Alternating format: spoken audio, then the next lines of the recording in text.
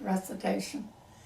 I hadn't no time for courting when I was young and spry, and what with working and saving, I let the years go by. Then there was buying and building, and farm work just never gets done, till at last I counted my birthdays and found I was 51. High time, says I, to be choosing a suitable partner for life. So I just sat down and considered where I better look for a wife. I wanted her young and pretty, of course, small and steady and neat, good at baking and cleaning, quick with her hands and feet, but slow with her tongue, for talking just wastes a woman's time, and a saving with every penny as though 'twere a silver dime. Then if she was good at planting and hoeing and tending the house, I made up my mind I'd take her, even if she was poor as a mouse. So after thinking and looking, I settled on Eunice Stout, the deacon's youngest daughter, 19 or thereabout, pretty as a picture, and made the best butter too that ever was taken to market. Says I guess she'll do. But now that I'd done my choosing, I said to myself, what's next? I'd never done no courting, and I'll own I was quite perplexed. So that I asked the advice of my neighbor. That was my biggest mistake. Things wouldn't have gone so crooked if it hadn't have been for Jake. The girls all liked him, you see.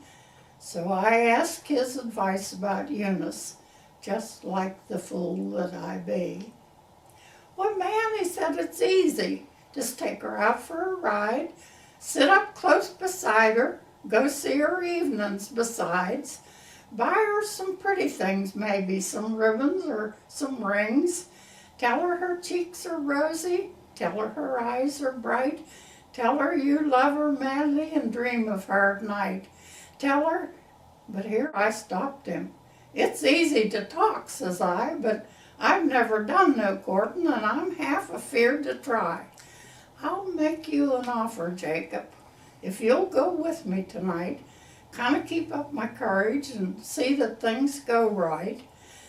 Tackle the deacon maybe and show me how to begin. I'll give you a yearling calf.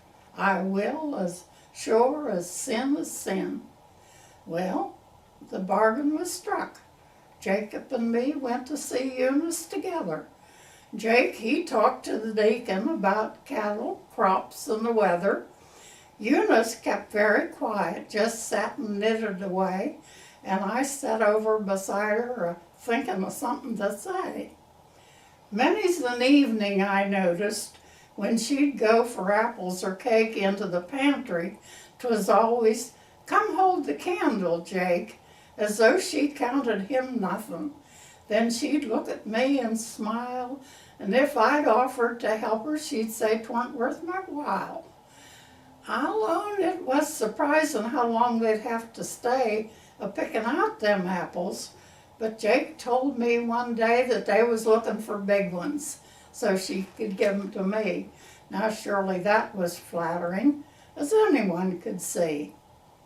Once I bought her a ribbon. Jake said it should have been blue, but a brown one was far more lasting, and a brown one was cheaper too. Once I took her out riding.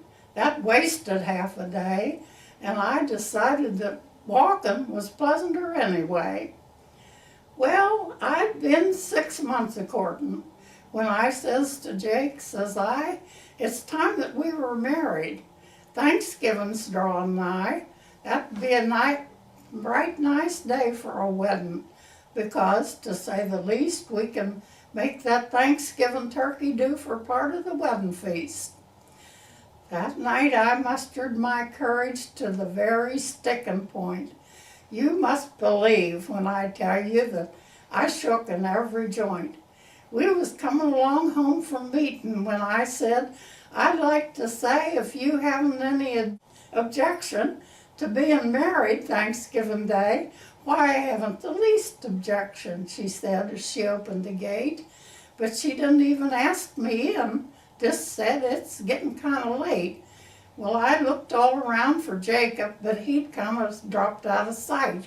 So I figured the cost of the wedding as I went along home that night. I got my house all ready, spoke to the parson beside, and early Thanksgiving morning went to have the knot tied. I was coming along, but the deacons a stepping along quite spry, all dressed in my Sunday best, of course, when this sleigh comes dashing by. And there was that Jacob a-driving, with Eunice by his side. And Jacob said, "Allow me to present to you my bride."